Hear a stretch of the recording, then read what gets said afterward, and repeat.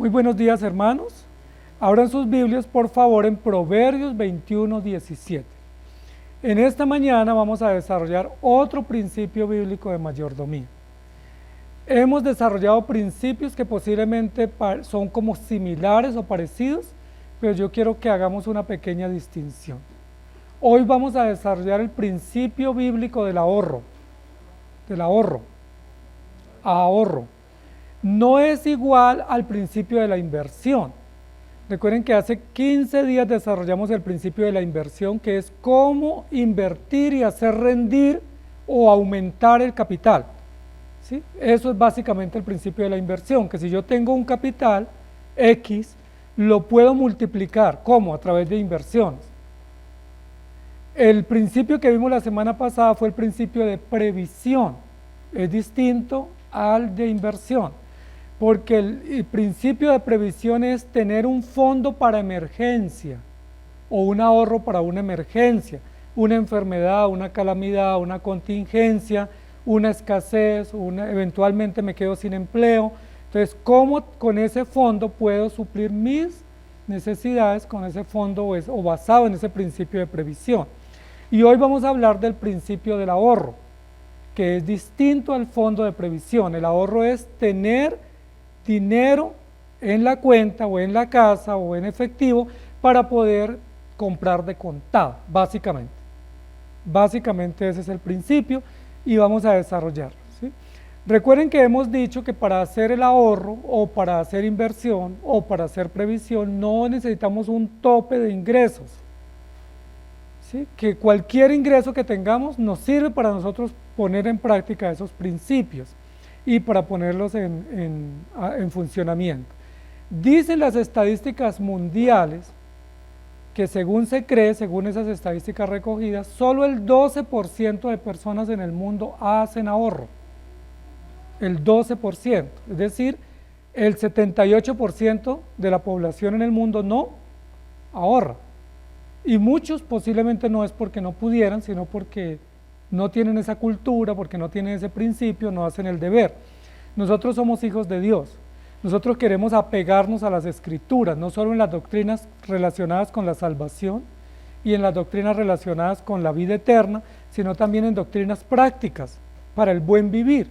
Una de las cosas que me llama mucho la atención de Dios, yo no sé a ustedes, pero a mí me encanta de Dios, es que Dios no solo está preocupado por mi futuro eterno, es decir, me perdonó y me da vida eterna, sino que Él está preocupado para que a mí hoy no me falte nada.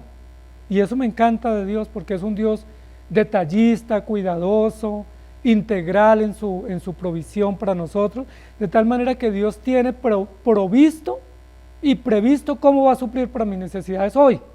Y si voy a vivir 50 años más y llego a los 100, pues Dios tiene cómo me va a sustentar, porque Dios tiene en detalle todo, la manera, las fuentes, cómo Él va a proveer para nosotros. Entonces esto es muy maravilloso. Entonces el principio del ahorro es un principio legítimo de la Escritura y es un principio que Dios nos enseña y que los hebreos lo han aprendido muy bien. Y nosotros deberíamos aprenderlo bien y ponerlo en práctica. Y vamos a desarrollarlo en esta mañana. El principio del ahorro básicamente nos plantea una pregunta. Y la pregunta que nos plantea es, ¿qué hacemos con todo el dinero que nosotros recibimos? Esa es la pregunta. ¿Qué hacemos? ¿No lo gastamos? ¿Lo gastamos bien? ¿O lo malgastamos? ¿Qué hacemos con todo ese dinero que recibimos? ¿Sí? Sea poco o mucho, ¿qué hacemos? ¿Sí? Si Dios nos pidiera cuentas a nosotros hoy, nos dijera, pásame el libro de los ingresos y de los gastos, ¿qué reporte le daríamos? ¿Sí? Estaríamos sobregirados, estaríamos en rojo, estaríamos con un poco de cuentas por pagar, ¿sí? Imaginémonos solo eso, que hoy nuestro Dios, como el dinero es de Él, ¿recuerdan? ¿Se acuerdan cuál es el eslogan? Cristo es el dueño de todo y yo su servidor. Entonces imaginémonos que hoy llega el dueño, ¿sí? Y hoy llega y me dice, a ver pues Ismael, pásame las cuentas, ¿cuánto te entró este mes? ¿Sí? ¿Y cómo lo gastaste? ¿Sí? ¿Y qué pasa con este faltante que hay acá? ¿O por qué estás aquí en rojo? ¿Qué respuesta yo le daría? O sea, no a mi esposo o a mi esposa ni a mi jefe, sino a nuestro Dios. Porque el dinero es de Él y se debe invertir para su gloria y se debe administrar también sabiamente para su gloria, para nuestro beneficio y el beneficio de otros. Viene a mi mente una historia bíblica que nos ayuda a ilustrar esto, que es la historia del joven pródigo. ¿Se acuerdan? El joven pródigo, dice la Biblia, que le pidió a su padre la herencia. El padre le dio la parte que le correspondía, anticipadamente, porque no debiera haberlo hecho así, pero anticipadamente se lo dio. Y ese hijo, recuerdan lo que dice la Biblia, se fue y vivió perdidamente, ese es el adjetivo. Y ese adjetivo es un adjetivo pues, que dice mucho. Se fue y vivió perdidamente y rápidamente se quedó sin dinero y recuerdan cómo estuvo, ¿cierto? La pregunta es, ¿por qué él pasó esas necesidades? ¿Porque no tenía lo suficiente? No, sí tenía lo suficiente. Entonces, ¿por qué pasó necesidades? Porque no hizo ahorro, porque no administró bien, porque no supo usar o distribuir o manejar todo lo que pasó por sus manos y luego vinieron los días de calamidad. El texto que vamos a usar hoy es Proverbios 21:17. Ese texto en la Reina Valera que tenemos acá abierta dice así: hombre necesitado será el que ama el deleite, y el que ama el vino y los ungüentos no se enriquecerá. Yo lo tengo acá en otra versión que dice así: el que ama el placer será pobre, el que ama el vino y los ungüentos no se enriquecerá.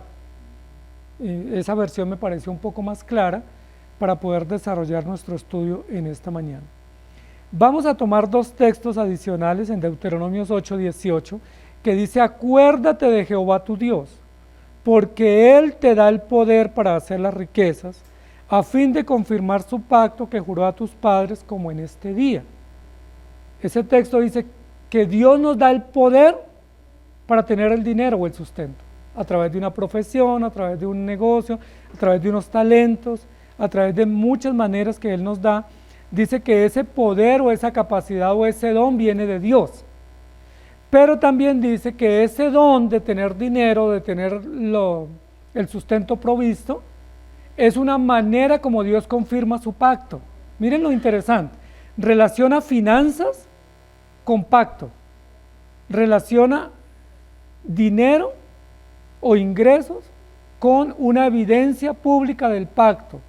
Es decir, aquellos a quienes Dios salva, aquellos a quienes Dios se revela para salvación, no solamente les da la salvación, sino que les da la oportunidad de trabajar y les bendice y les prospera, y nosotros en consecuencia debemos administrar bien. Salmo 112, 1 y 3 dice: bienaventurado el hombre que teme a Jehová y en sus mandamientos se deleita en gran manera. Su descendencia será poderosa en la tierra, la generación de los rectos será bendita. Bienes y riquezas hay en su casa y su justicia permanece para siempre. El Salmo también lo describe. Dice: bienaventurado a quien Dios salva y a quien Dios le da descendencia. Pero ¿qué más tiene además de salvación y descendencia? Bienes y riquezas hay en su casa. Entonces, amados hermanos, el título de nuestra enseñanza hoy es: sea sabio, ahorre. Ese es un principio de sabiduría. Y vamos a darnos cuenta si nosotros estamos ahorrando o no, y si no lo estamos haciendo, ¿por qué no lo hacemos?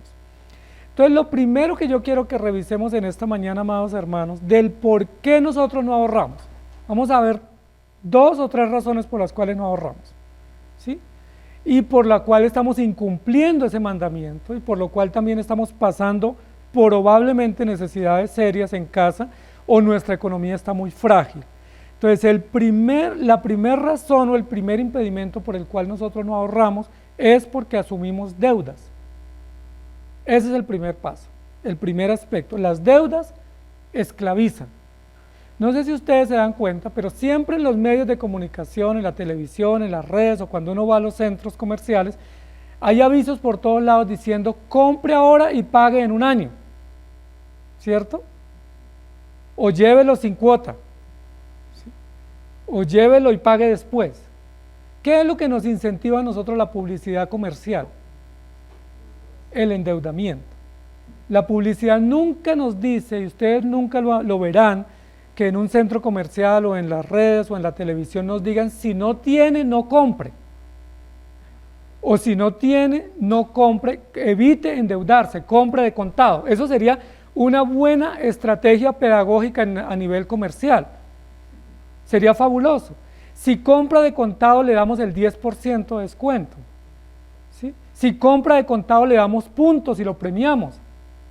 Eso sería fabuloso y eso ayudaría muchísimo para contribuir a la economía y evitar el endeudamiento, pero eso no hacen las entidades comerciales, ni los sistemas bancarios, ni ninguno a nivel comercial hace eso, es todo lo contrario.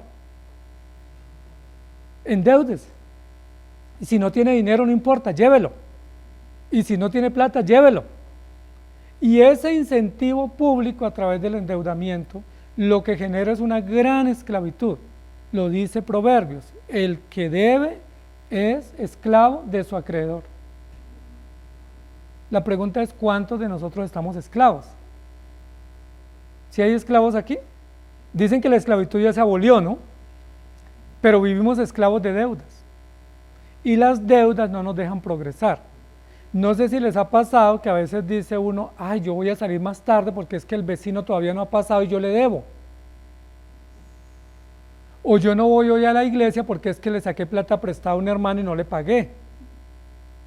O le quedé de pagarle hoy no tengo, entonces prefiero no ir. Entonces las deudas nos hacen escondernos, las deudas nos hacen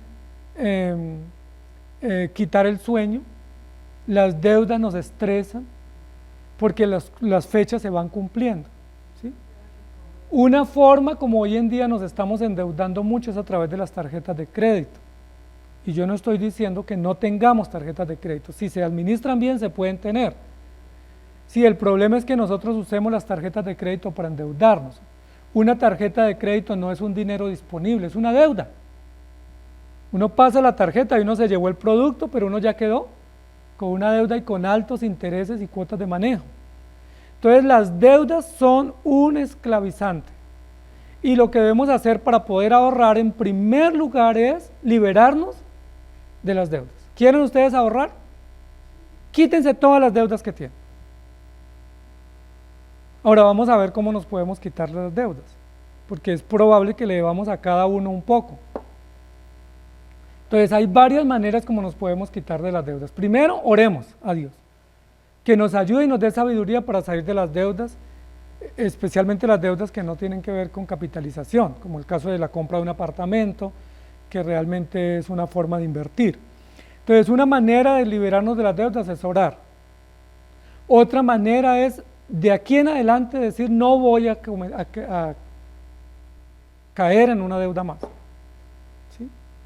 Lo tercero es, si tenemos varios acreedores, comenzar a pagar al uno primero y luego al otro. Y la recomendación es pagarle primero al que le debemos menos. Es decir, comenzar por las pequeñas deudas, ir saldándolas y ya de 10 tener 8 y luego 7 y luego 6 y luego 5 y así sucesivamente ir saliendo de las deudas. Otra forma para salir de las deudas es hacer un balance de nuestros ingresos y hacer acuerdos y compromisos de pago. Si no hacemos acuerdos, si no hacemos balances, si no evaluamos bien cómo estamos invirtiendo, posiblemente nunca vamos a poder salir de las deudas y vamos a ser eternos esclavos de las deudas. Y esas deudas no nos dejan ni vivir, ni nos dejan progresar. ¿Estamos de acuerdo? Entonces, si usted tiene deudas, haga eso. Otra de las cosas que usted tiene que hacer es comenzar a hacer cambios en su vida. Si tiene deudas y no ha podido salir, comience a hacer cambios en su vida. Por ejemplo, cambios en sus gustos, cambios en sus gastos, cambios en sus antojos, cambios en algunas cosas, porque esas son las que a veces nos están generando el déficit para no poder cubrir nuestras deudas. Y si usted no es disciplinado en sus tarjetas de crédito, lo mejor es cancélelas. No tenga tarjeta de crédito si usted no es disciplinado. ¿Sí? Cuando uno compra con tarjeta de crédito y paga en el primer mes, se evita los intereses y el manejo. Pero si uno lo difiere, yo veo personas que hacen el mercado y difieren a 12 meses, el mercado se lo comen en esa semana y quedan pagando una deuda a un año. O sea, eso no tiene lógica, amados hermanos. Eso no tiene sentido. ¿Sí? No es un bien la tarjeta, es una esclavitud, es una manera de crear dependencia a un sistema bancario. Uno cuando va al banco y uno es un buen cliente del banco, el banco lo primero que le dice es: le tenemos un crédito preaprobado, ¿sí? Le tenemos otra tarjeta con un cupo mayor, le tenemos esta y esta opción. ¿Por qué? Porque el banco quiere retener ese buen cliente. ¿Qué debemos hacer nosotros para liberarnos de la esclavitud de las deudas? Decir no. Deudas, no. Las deudas esclavizan, las deudas dañan, las deudas rompen la tranquilidad y no nos dejan progresar. A nosotros nos han dicho que las deudas es la mejor manera de financiar nuestras inversiones o nuestros proyectos, y eso es totalmente equivocado. ¿Sabían ustedes, amados hermanos, que la gran mayoría del parque automotor que camina en las calles es financiado? O sea, uno ve mucha gente con carro en la calle, ¿sí? Las calles invadidas de carros. Pero ¿sabían ustedes que la gran mayoría de esos carros son financiados? Es decir, que no estamos comprando vehículos porque tengamos solvencia, sino porque nos queremos endeudar. Y el carro no es un activo, ¿cierto? No es una inversión, es un pasivo, es un gasto. Entonces miren lo interesante, amados hermanos, y así sucesivamente. Entonces, ¿tienen deudas? Hagan una listica de a quienes les están debiendo. Comiencen a proponerse delante de Dios salir de esas deudas, comiencen a pagarle al que le deben menos y luego al que le deben más, y hagan acuerdos con los que más les deben, diciéndoles: yo le voy a pagar, pero mire, con estas condiciones, pero paguen. Y de esa manera ustedes en poco tiempo pueden salir de las deudas, pero la idea es no tener ni una deuda. ¿Estamos de acuerdo?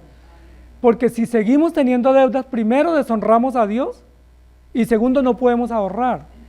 Y al no poder ahorrar estamos esclavos o del banco o del prestamista o del acreedor o del supermercado de alguien, y no tenemos nosotros la tranquilidad.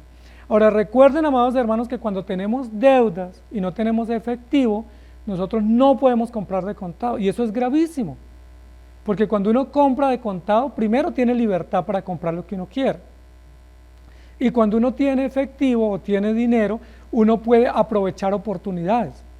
Sí, a veces en algunos momentos surge una oferta, y si uno tiene ese dinero, va y compra en la oferta y uno tiene un beneficio, pero si uno compra con deudas, pues realmente no tiene ningún beneficio. Entonces miren lo interesante, miremos algunos textos bíblicos que nos ayudan, pero lo primero que yo quiero que nos quede claro, amados hermanos, en este principio de sabiduría es no a las deudas, no a las deudas. Proverbios 22:7 dice: el rico se enseñoreará de los pobres, y el que toma prestado es siervo del que presta. Eso lo dice la Escritura. El rico o el que presta o el que financia, pues tiene un buen esclavo, porque ese esclavo le trabaja para él. Ese esclavo no solamente le lleva la cuota, sino que le lleva los intereses y él se beneficia. Y dice la Biblia que el que toma prestado se constituye siervo o esclavo. Proverbios 28:19 dice: el que labra su tierra se saciará de pan, mas el que sigue a los ociosos se llenará de pobreza. Y en 1 Timoteo 6:10-19 dice: porque raíz de todos los males es el amor al dinero, el cual codiciando algunos se extraviaron de la fe y fueron traspasados de muchos dolores. Mas tú, oh hombre de Dios, huye de estas cosas. ¿De qué cosas nos está diciendo que huyamos? Del amor al dinero, de la mala mayordomía, de la codicia, de la avaricia, del desenfreno y descontrol en el manejo del dinero. Huye de estas cosas. ¿Y sigue qué? La justicia, la piedad, la fe, el amor, la paciencia, la mansedumbre. Miren que todo esto está en el contexto del dinero, en el contexto de la ambición y en el contexto del amor al dinero. Dice: pelea la buena batalla de la fe. Y me llama la atención porque ese texto nosotros lo hemos visto como muy espiritual, pero mire que el uno está en el versículo 9, y en el 10 y el otro en el 12. Huye del amor al dinero, huye de la ambición, pelea la buena batalla de la fe. ¿Sí me hago entender? Es decir, que una pelea de la fe o una defensa adecuada de la fe, ¿qué significaría en términos económicos? Una buena administración, una buena hoja de vida financiera, una buena libertad financiera, y una tranquilidad en el tema de las finanzas. Eso sería también un buen testimonio de pelea de la fe. Pelea de la fe no es saberse las 5 solas y el catecismo y la confesión. Yo me lo puedo saber y estar negando mi fe con hechos. Entonces dice, pelea la buena batalla de la fe, echa mano de la vida eterna, y sigue hablando sobre ese tema de manera muy extraordinaria hasta el versículo 19. Entonces quiero que notemos eso, que hay una relación directa entre la fe que creemos y los hechos que evidencian la fe. Y uno de ellos tiene que ver naturalmente con asuntos de finanzas. No estamos hablando acá de enriquecernos, de ser poderosos o magnates, estamos hablando de tener libertad, de tener tranquilidad y de poder tener por lo menos el dinero o el flujo de caja para poder comprar lo que necesitamos cada día y no estar sobregirados, que es el común denominador de muchos. Quiero que leamos Segunda de Reyes 4, 1 al 7. Dice, una mujer de las mujeres de los hijos de los profetas clamó a Eliseo diciendo, tu siervo mi marido ha muerto, y tú sabes que tu siervo era temeroso de Jehová, y ha venido el acreedor para tomarse 2 hijos míos por siervos. Y Eliseo le dijo, ¿qué te haré yo? Declárame qué tienes en casa. Y ella dijo, tu sierva ninguna cosa tiene en casa, sino una vasija de aceite. Y él le dijo, ve y pide para ti vasijas prestadas de todos tus vecinos, vasijas vacías, no pocas. Entra luego y enciérrate tú y tus hijos y echa en todas las vasijas, y cuando una esté llena, ponla aparte.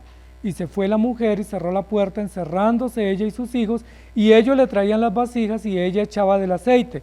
Cuando las vasijas estuvieron llenas, dijo a su hijo, a uno de sus hijos, tráeme otra de las vasijas. Y él le dijo, ya no hay más vasijas. Entonces cesó el aceite.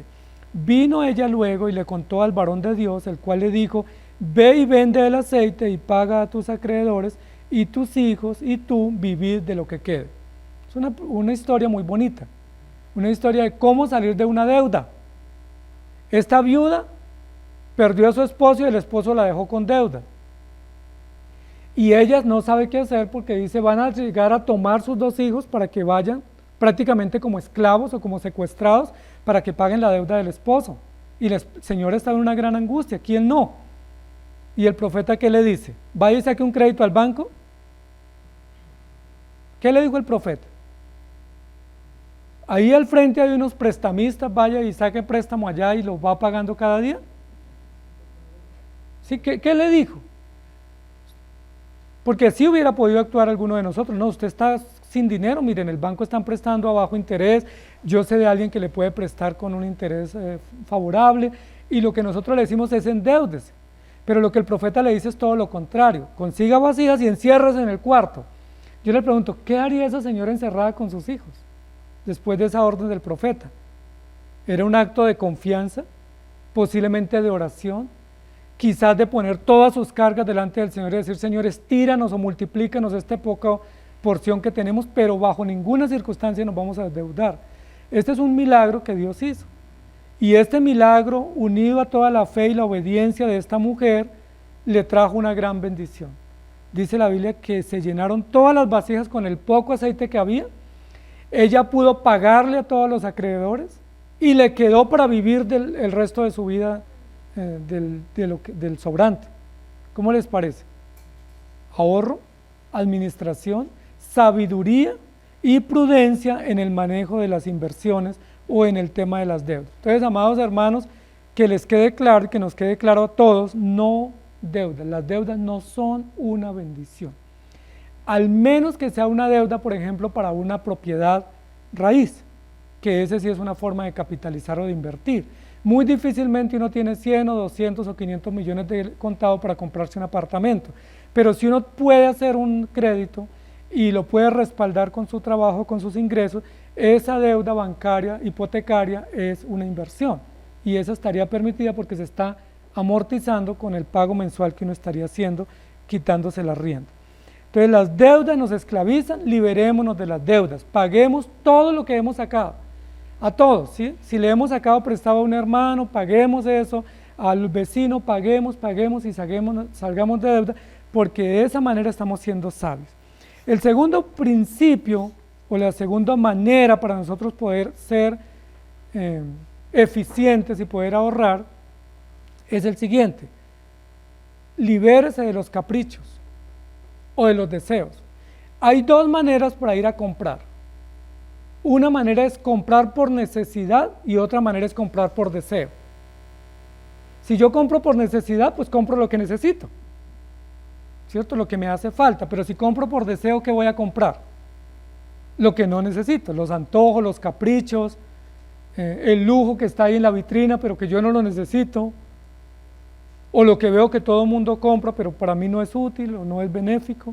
Entonces hay que renunciar a los caprichos, porque los caprichos o los antojos no nos dejan progresar económicamente y eso nos mantiene en deudas. En la mayoría de las ciudades uno escucha personas que pasan por la calle o cuando uno va al supermercado diciendo vamos vendiendo y puede sacarlo a crédito. Y a veces uno cae en la trampa de comprar a crédito algo que no necesita. Simplemente un capricho. ¿Sí se han dado cuenta? Por eso cuando vamos a comprar, lo recomendable primero es, antes que todo, tener un presupuesto. Y lo segundo es cuando vaya a comprar, lleve la lista de lo que va a comprar. Y compre lo que está en la lista, porque eso es lo que usted necesita. Pero si usted no tiene lista y comienza a pasar por las vitrinas, por las boutiques, ¿qué va a pasar? Termina antojándose y termina comprando cosas que usted no necesita, cosas que no le hacen bien y que posiblemente no están a buen precio, simplemente usted se antojó. Esa es una palabra muy común en nuestro idioma, ¿no? En el medio latino. Es que me antojé de tal cosa. Es que me dio el deseo de tal cosa. Y a veces ese deseo es lo más costoso o es lo que no necesitamos. Entonces hay que liberarnos de los caprichos porque los caprichos nos arruinan. Y si quieren, revisen en su casa que de pronto tienen cosas que compraron o se endeudaron y no las necesitaban, ¿sí? O las compraron y no las usaron. Eso impide que nosotros podamos ahorrar. Entonces, miren lo que dice la Biblia. Eso no lo digo yo. Lo dice la Biblia. ¿Por qué gastas tu dinero en lo que no es pan? ¿Se acuerdan quién lo dijo? El profeta Isaías, en Isaías 52, perdón. No es en Isaías 52, Isaías 55, si no estoy mal. Pero la Biblia dice, ¿por qué gastas tu dinero en lo que no es pan y en lo que no sacia? O sea, ese es un claro llamado a no derrochar, especialmente gastando en cosas que son triviales, que no nos sirven o que no nos benefician. Cuando uno tiene hijos pequeños especialmente, es muy dado a darle a los hijos muchas cosas que ellos no necesitan. O comprarles cosas que uno sabe que la semana siguiente las van a romper, ¿sí? Entonces uno simplemente, comprémosle tal juguetico, pero uno sabe que ese juguetico lo rompe la semana siguiente, entonces ¿para qué lo compro? ¿Sí? Por eso lo pudiera haber ahorrado y serle más útil más adelante. Pero ustedes van a revisar todo eso, qué cosas ustedes consiguen por capricho, por deseo, simplemente por antojo, por moda, y que a veces eso es lo que pone nuestra economía en jaque y que no nos deja estar tranquilos o no nos deja tener un ahorro. Entonces, no gaste sin planear. No gaste si no está presupuestado. No compre si no está en la lista de compras. Esos principios muy sencillos nos pueden ayudar a hacer la diferencia en el tema de los gastos, ¿sí? No lo haga. Si usted quiere tener un detalle, por ejemplo, en el día de su cumpleaños para uno de sus hijos, o su esposo, o su esposa, o alguien, pues haga un ahorro, para que el día del cumpleaños usted tenga el ahorro y no tenga que caer o incurrir en gastos para quedar bien un día de cumpleaños y luego quedar el resto de año pagando la deuda. ¿Sí? Que eso no es justo para la familia ni para la economía. Entonces hay que tener esos ahorros, una alcancía, un pequeño ahorro en el banco, un pequeño ahorro en la casa, y de esa manera nosotros salimos de esa opresión o de esa esclavitud en las deudas. Miren que mucha de la publicidad dice gran promoción, compre hoy y pague en los 12 meses siguientes, solo por hoy. ¿Qué es lo que me está diciendo? O sea, me toca es ya, me toca endeudarme ya o si no lo pierdo la oportunidad. Imagínense qué oportunidad tengo de endeudarme hoy, por un año. Nunca la deuda es una oportunidad, la deuda es una esclavitud. La deuda es una esclavitud, amados hermanos. Isaías 52:7 dice, sacúdete del polvo, levántate y siéntate, Jerusalén, suelta las ataduras de tu cuello, cautiva, hija de Sión. Nosotros hemos tomado ese texto solamente para hablar de ataduras del pecado, ¿sí? de pecados conocidos en la Escritura. Pero también ese texto lo podemos usar para liberarnos de las ataduras de esclavitud financiera, que muchas veces tenemos, que no estamos hasta el cuello, no tenemos nunca un peso ahorrado, no tenemos libertad para salir a veces ni a la calle porque a todo mundo le debemos. Entonces hay que liberarnos, hay que sacudirnos, ¿sí? Hay que sacudirnos porque esas son ataduras que no traen bendición, no traen paz y no traen beneficio a la vida de uno ni a la economía de uno, sino tristeza y aflicción. Y eso deprime también, las deudas deprimen, ¿sabían ustedes? Las deudas angustian, las deudas causan insomnio. ¿Sabían ustedes que un gran porcentaje, dicen los consejeros, que es más o menos un segundo o tercer ítem en el conflicto de las parejas es el tema financiero? Uno de los grandes problemas en las parejas son temas morales, pero un segundo tema grande de conflicto en las parejas, de desavenencia y a veces de causales de separación o divorcio, es temas de finanzas. ¿Sí sabían? Porque la esposa a veces aguanta hasta que llega el momento en que dice, no aguanto más, o el esposo también, o a veces los hijos, se revienta la cuerda de tanto tensionarla porque no soportamos la presión de estar sobregirados todo el tiempo, y a veces nosotros no prevemos eso con anterioridad. Nos endeudamos y cuando nos damos cuenta, el hogar se nos vino a pique y no nos dimos cuenta que fue por mala mayordomía financiera, porque no tuvimos un ahorro, porque no supimos salir de deudas, porque no supimos manejar el tema de los impulsos a la hora de las compras, o los caprichos, o los antojos, y eso tenemos que controlar. Cuando uno sale con los hijos a la calle, al centro comercial, ¿qué es lo primero que le dicen los hijos en todas las esquinas? Cómpreme, quiero esto, me gustaría. ¿Y qué hay que decir uno como padre? No, eso no está presupuestado, o no te voy a comprar, o eso no lo necesitas, o vamos a comprar es el mercado de hoy, pero no vamos a caer en deudas. Y a veces uno tiene el dinero, pero a veces es un dinero mal invertido. Lucas 12, 47 al 48 dice, aquel siervo que conociendo la voluntad de su Señor no se preparó, noten esa expresión, no se preparó, ni hizo conforme a su voluntad, recibirá muchos azotes. Está hablando de una parábola de finanzas. Aquel siervo que conociendo la voluntad de su Señor no se preparó anticipadamente, va a recibir azotes, es decir, consecuencias o castigos. Mas el que sin conocerla hizo cosas dignas de azotes, será azotado poco, porque a todo aquel a quien se le haya dado mucho, mucho se le demandará, y al que mucho se le haya confiado, más se le pedirá. Es un texto que nos ayuda también a entender el tema de los caprichos y de prepararnos para no caer en esos antojos o esos impulsos a la hora de comprar. No sé si ustedes han escuchado, pero hay personas que dicen, es que yo soy comprador compulsivo. ¿Sí? Esa no es una virtud. Esa no es una virtud, eso no es algo agradable. No, eso es algo que uno puede corregir y hay que corregir. Yo voy a la esquina a comprar lo que iba a comprar, no con $1.000.000 de pesos a ver cómo me los gasto, porque seguro que voy a encontrar en qué gastarlos, pero ese dinero me va a hacer falta después. Proverbios 21:20 dice, tesoro preciado y aceite hay en la casa del sabio, mas el hombre insensato todo lo disipa. ¿Saben qué significa disipar? Desvanecer, despilfarrar, echar a perder. ¿Qué dice la Biblia? El sabio lo ahorra y tiene, el necio lo despilfarra o lo desvanece o se le evapora rápidamente. Entonces, amados hermanos, Dios nos está enseñando a renunciar a esa impulsividad o esos caprichos en los gastos y de esa manera tener tranquilidad y poder ahorrar.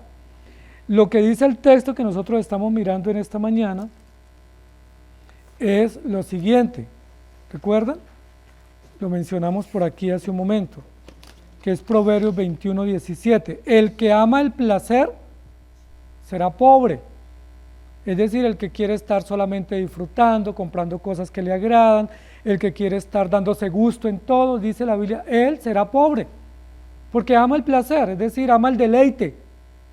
Pero también dice, el que ama el vino y los ungüentos, Es decir, el que le gusta estar tomando, embriagándose, cada fin de semana tomando licor. ¿Qué dice la Biblia? Esa persona se embriaga y se empobrece.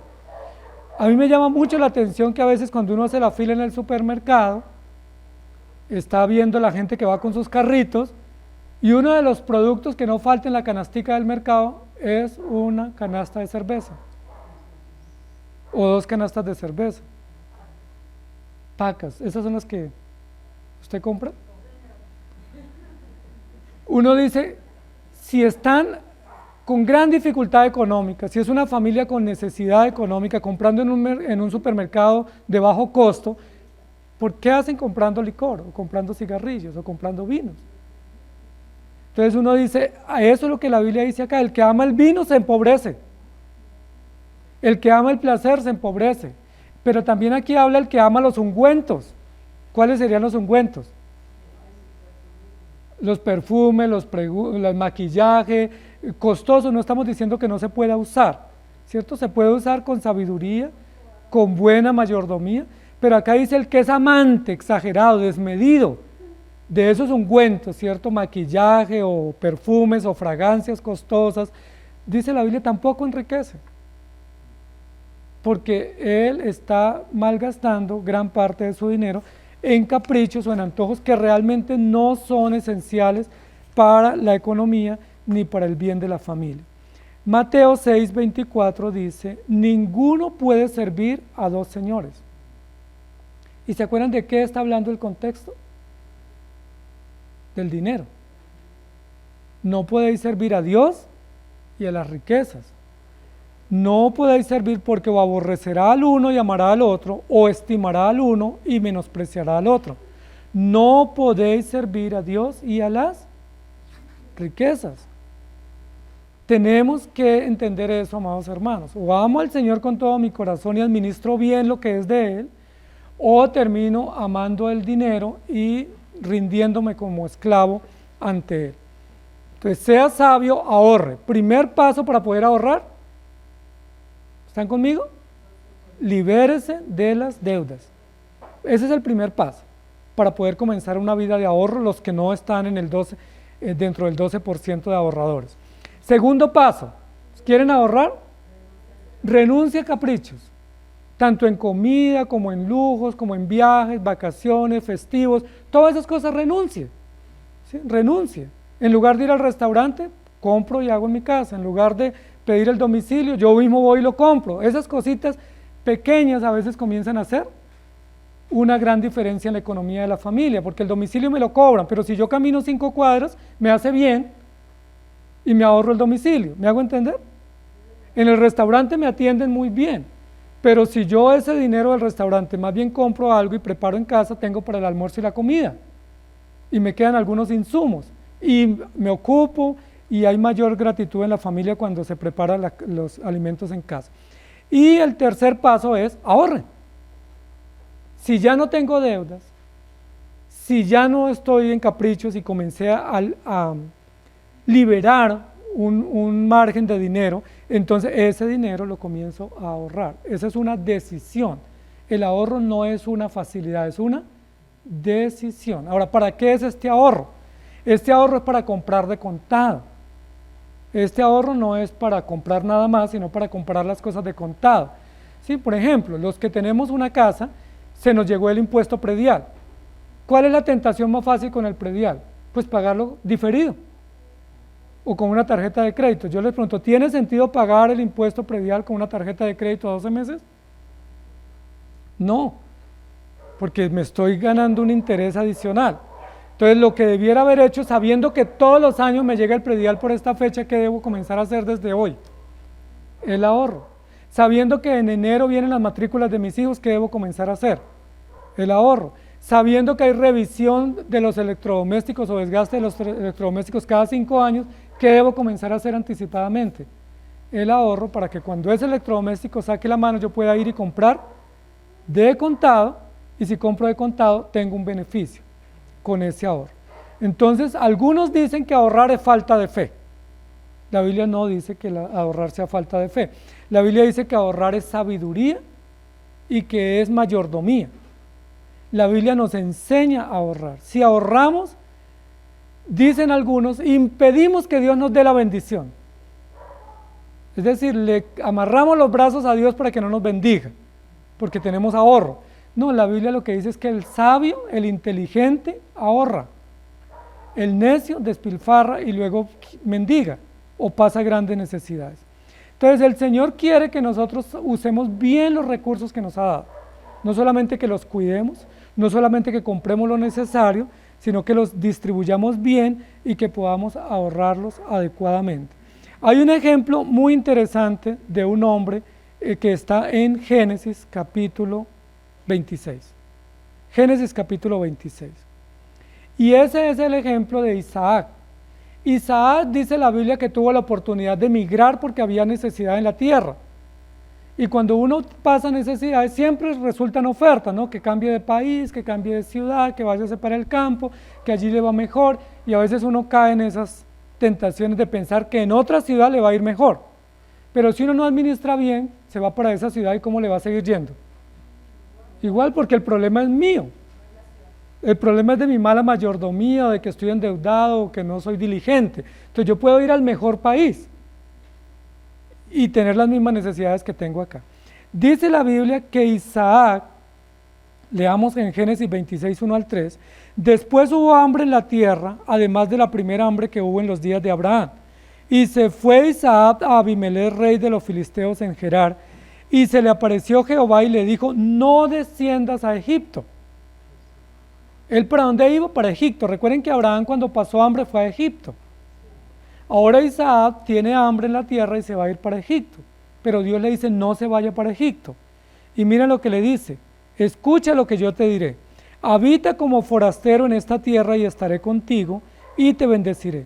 Porque a ti y a tu descendencia daré estas tierras y confirmaré el juramento que hice a Abraham tu padre. Isaac iba para Egipto porque en Egipto pues era la opulencia, era la capital del imperio dominante. Dios que le dice, no se vaya para allá, quédese acá y trabaje y yo lo voy a bendecir. Versículos 12 y 13. Dice, y sembró Isaac en aquella tierra, es decir, Isaac obedeció, y cosechó aquel año 100 por 1 y le bendijo Jehová el varón, se enriqueció y fue prosperado y se engrandeció hasta hacerse muy poderoso. ¿Cuál fue la clave de Isaac para salir de la necesidad que estaba? Obedecer a Dios primero. Segundo, sembrar la tierra. Es decir, trabajar con gran esfuerzo, porque labrar la tierra no es fácil. Los que son campesinos saben que labrar la tierra es uno de los trabajos más difíciles y menos remunerados, pero Dios lo bendijo en gran manera. Dice, sembró la tierra y cosechó. Tuvo la paciencia de esperar la cosecha, de recibir el fruto del trabajo, administró bien ese dinero, volvió y sembró. ¿Y qué dice la Biblia?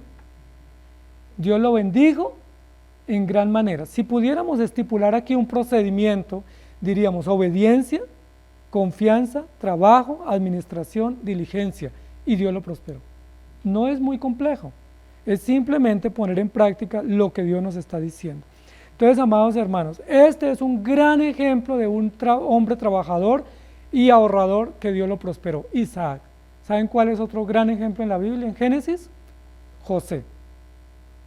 José llegó a Egipto en un momento difícil. Y recuerden que el faraón tuvo un sueño, José lo interpretó y el sueño decía que iba a haber una gran abundancia y luego gran hambre. José conocía el sueño. José le comenta al faraón la interpretación y le da la recomendación. La recomendación es búsquese un hombre bien sabio e inteligente, que sea un buen estratega financiero, un buen mayordomo, un buen ministro de economía, que haga un trabajo excelente de administración. Iban a tener 7 años de abundancia. ¿Qué debían hacer en esos 7 años? Ahorrar porque venían luego 7 años de gran hambre. Dice la Biblia que José fue el elegido para ese proyecto de mayordomía. Y José no solamente comenzó a recoger producto del que sobraba, es decir, no se dio la gran vida, ni permitió que Egipto se diera la gran vida, sino que les dejó solo la ración de lo que iban a consumir y los demás. ¿Qué comenzó a hacer José? Ahorren. Y dice la Biblia que comenzó a hacer un ahorro en dinero y en producto del 20% de la producción.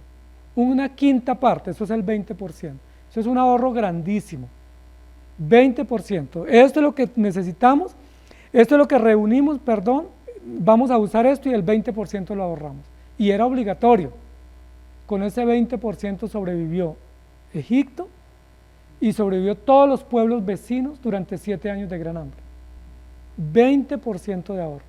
¿Estarían ustedes en la disposición de ahorrar el 20% de lo que les ingresa para poder comprar de contado, para poder tener un fondo, para poder tener una ayuda en un momento de calamidad? Si eso hiciéramos, amados hermanos, tendríamos una gran bendición y no tendríamos las escaseces que tenemos, que a veces uno anda prestando hasta para comprar la libra de arroz o hasta para pagar un servicio público. Todos los meses nos llegan los servicios públicos. Yo debo saber eso y debo tener ya mi disposición para poderlo pagar a tiempo. Entonces miren lo interesante, amados hermanos. Entonces todos estos ejemplos nos deben servir. Vamos a ver unos textos bíblicos. Isaías 46:4 dice: y hasta la vejez yo mismo y hasta las canas os soportaré yo hice, yo llevaré, yo soportaré y yo guardaré. Nosotros debemos saber eso, amados hermanos, que tenemos un promedio de vida y una aspiración de vida, y para esa aspiración de vida debemos tener un fondo, un ahorro para vivir sabiamente. Eso es sabiduría. ¿Ustedes son sabios? Si son sabios, paguen deudas. Si son sabios, quítense o renuncien de capricho. Y si son sabios, comiencen a hacer un ahorro. No importa la cantidad. Obviamente, si es mayor el volumen, pues va a ser mejor para ustedes como familia. Pero si es pequeño, lo importante es comenzar a crear la disciplina, a tener el hábito, a tener el propósito del ahorro. Eso no es falta de fe, eso es sabiduría. Proverbios 13:18 dice: pobreza y vergüenza tendrá el que menosprecia el consejo. Y quiero que lo tomemos hoy como un consejo de Dios. Si ustedes hoy desprecian ese consejo, ¿qué van a tener mañana? 2 consecuencias: pobreza y vergüenza.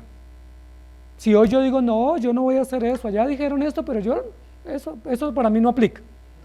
Yo no lo voy a tener en cuenta. Yo tengo salud, tengo un buen trabajo, yo no pienso que me voy a enfermar pronto, yo no voy a poner en práctica eso. ¿Qué va a tener mañana? Pobreza y vergüenza. ¿Pero qué dice la Biblia? Mas el que guarda la corrección, es decir, el que atesora el consejo, el que lo va a poner en práctica, dice, recibirá honra.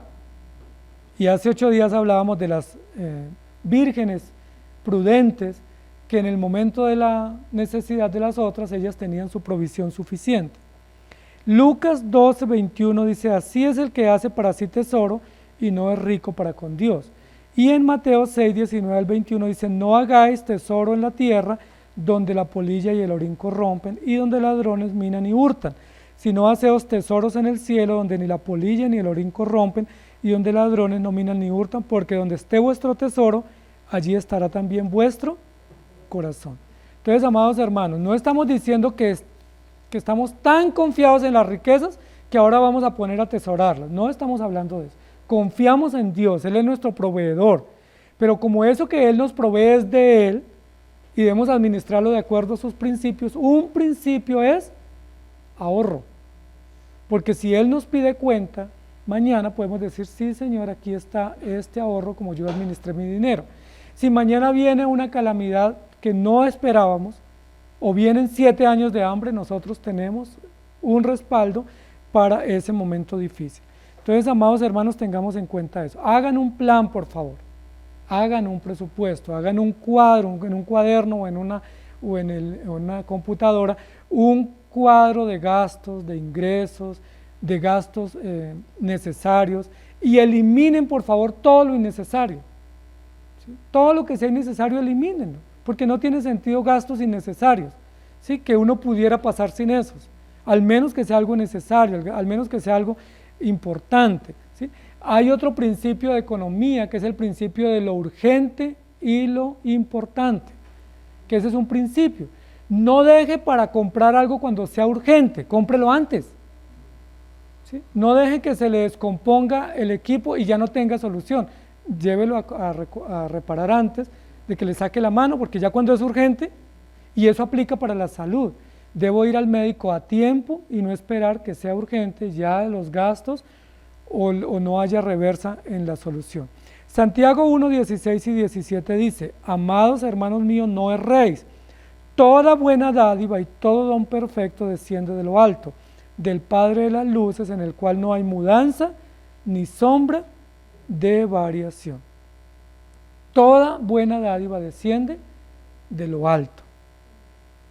Proverbios 13, 22. El bueno dejará herederos a los hijos de sus hijos. El bueno o el buen administrador dejará herencia a sus hijos. Dice, pero la riqueza del pecador está guardada para el justo. Yo he escuchado personas que dicen, es mejor no dejarle herencia a los hijos porque se ponen a pelear. Pero aquí dice que si un padre o un abuelo le deja herencia a sus hijos o a sus nietos, eso es un acto de bondad y de sabiduría. No es malo. Lo malo es que los hijos se pongan a pelear por eso. Pero lo bueno es que el padre o los padres le pudiesen dejar una herencia económica a sus hijos, o una herencia de una profesión por lo menos. En Proverbios 1:19 dice, tales son las sendas de todo el que es dado a la codicia, la cual quita la vida de sus poseedores. Y en Marcos 8:36 dice, porque ¿qué aprovechará al hombre si ganare todo el mundo y perdiere su alma? Y hay un texto en Eclesiastés que lo quiero mencionar solo para poner en contexto lo que estamos diciendo. El ahorro se puede hacer también a través de una inversión. Y ese ahorro, hay un principio que nos enseñan los economistas, y es el principio de diversificar las inversiones o diversificar los ahorros. Eso en castizo es, no ponga todos los huevos en la misma canasta. Es principio de las abuelas, ¿sí? Eso es un principio de economía bíblico. ¿Sabían ustedes que estaba en la Biblia? Eclesiastés 11:2. Reparte a 7 y aún a 8, porque no sabes el mal que vendrá sobre la tierra. Diversificar inversiones, diversificar ahorros. Es decir, si usted tiene la oportunidad de ahorrar, no ahorre todo en el mismo sitio. No lo ponga todo en el mismo lugar. Si usted tiene la oportunidad de invertir, no invierta todo su capital en el mismo proyecto. Invierta en proyectos distintos, porque si un proyecto fracasa y usted pierde, el otro no fracasa. Pero si pone todo su capital en un solo proyecto y ese proyecto fracasa, bancarrota. Eso se llama diversificación. Es un principio bíblico. Aquí lo dice, si usted puede reparte a 7, es decir, en 7 lugares ponga su capital o ponga sus ahorros, o en 7 fuentes, o en 7 bancos, o en 7 negocios, porque usted no sabe mañana qué mal viene. Mira interesante esto, ¿no? Sabiduría que viene de Dios a través del rey Salomón. Diversificar ahorros e inversiones es muy importante a la hora de administrar las finanzas. Dice la Biblia también en Deuteronomio 28, 1 al 6, acontecerá que si oyeres atentamente la voz de Jehová tu Dios, para guardar y poner por obra todos sus mandamientos que yo te prescribo hoy, también Jehová tu Dios te exaltará sobre todas las naciones de la tierra, y vendrán sobre ti todas estas bendiciones y te alcanzarán, si oyeres la voz de Jehová tu Dios. Bendito serás tú en la ciudad y bendito en el campo. Bendito el fruto de tu vientre, el fruto de tu tierra, el fruto de tus bestias, la cría de tus vacas, los rebaños de tus ovejas. Bendita serán tu canasta y tu arteza de amasar, bendito serás en tu entrar y bendito en tu salir. Administración, mayordomía, ahorro. Yo he aprendido, amados hermanos, el tema del ahorro a través de la escritura, pero a través de mis abuelitos y mi madre, especialmente. Mi padre, mi abuelo materno y mi madre me enseñaron mucho el tema del ahorro, ¿sí? De a poquito, sea una alcancía, sea un pequeño ahorro semanal o mensual, hay que hacerlo, hay que enseñarlo a nuestros hijos y eso nos da tranquilidad. La semana pasada una hermana acá de la iglesia me decía, pastor, ¿cómo está? ¿Cómo le ha ido? Yo le decía, bien, y una de las cosas por las cuales nos ha ido bien es porque Dios nos ha bendecido, pero también porque hemos, con la sabiduría que Dios nos da, aprendido poco a poco a saber cómo gastar o cómo ahorrar, y eso trae bendición y tranquilidad y libertad en la economía familiar. Amados hermanos, sean sabios, ahorren. Ustedes no saben mañana cuál es el mal que viene para nosotros como familia, como país, no lo sabemos. No sabemos. No estemos tan confiados como, no, yo creo que esto siempre va a estar así bien. No sabemos. Mañana qué mal venga o personal o familiar o en la economía de la ciudad, en la economía del país. Tenemos que ser sabios, tenemos que ser prudentes porque esa es la orden de Dios y eso también honra y agrada al Señor. ¿Estamos de acuerdo? Libérense de las deudas, renuncien a los caprichos y hagan un plan y comiencen a un ahorro. No es tarde para comenzar, no es tarde. Si no lo han hecho antes, comiencen hoy mismo con mucho juicio, con mucha disciplina, y ese ahorro no se toca, es para los propósitos que se tienen. Si usted tiene un ahorro y le da antojo de ir al restaurante y va y saca de su ahorro, no hizo nada, ¿sí? No hizo nada, ese ahorro no se toca, es un fondo para un propósito específico que no se toca. Si uno se quedó sin zapatos, si uno que el festivo quería comprar algo, pues no tengo porque, o sí tengo, pero eso que tengo no lo puedo tocar porque eso tiene una finalidad, el estudio, el proyecto, el ahorro, la necesidad futura que pueda venir. Amados hermanos, que el Señor nos ayude. Yo sé que aquí hay hermanos que han aprendido ese principio y Dios los ha bendecido familiarmente y económicamente. Y sé que hay otros hermanos que necesitamos aprender eso, que necesitamos aprender con más diligencia y firmeza para poder liberarnos de esas angustias y poder tener tranquilidad. Que el Señor nos ayude a todos. Amén. Y que podamos aprender del consejo de la Escritura. Oremos. Amado Señor, gracias te damos por tu palabra, porque tu palabra nos prepara para toda obra buena. Tu palabra no solamente nos prepara para confiar en ti y la vida eterna, sino que nos prepara para afrontar todos los retos que tenemos en las variables de la economía, en los cambios sociales, políticos, en las realidades personales y familiares que podamos afrontar. Te pedimos que nos ayudes, amado Señor, porque somos muy folclóricos a la hora de manejar las finanzas, somos muy ligeros a la hora de usar el dinero, disipamos o desvanecemos todo lo que pasa por nuestra mano y a veces no nos queda nada sino solamente como la satisfacción de haberlo invertido o gastado. Perdónanos, porque ese dinero que ha pasado por nuestras manos, tú nos pides cuenta. Aunque nos lo entregas para administrar, tú nos vas a pedir cuentas y debemos saber invertir, administrar, cuidar cada peso, cada centavo con sabiduría, sin llegar a la desconfianza, sin llegar a ser tacaños, sino siendo generosos, siendo amorosos, compasivos, pero dando un buen cuidado de todos los recursos, incluidos el tiempo, la salud, las oportunidades de trabajo y todos los bienes que nos has confiado. Ayúdanos, Señor, por favor, para que podamos tener la tranquilidad en los momentos más difíciles o de mayor escasez, para que cuando venga el día malo o cuando venga la escasez no pasemos hambre y nuestros hijos no queden al descubierto, sino que podamos tener un apoyo provisto por ti también y con sabiduría administrado para tu gloria y para que podamos servirte con mucha más libertad, gozo y tranquilidad. Te adoramos, Señor, por instruirnos, por corregirnos y ayúdanos a tomar en acción el consejo que nos da de tu palabra, para que no pasemos vergüenza más adelante. En Cristo Jesús. Amén. Que el Señor les bendiga, amados hermanos.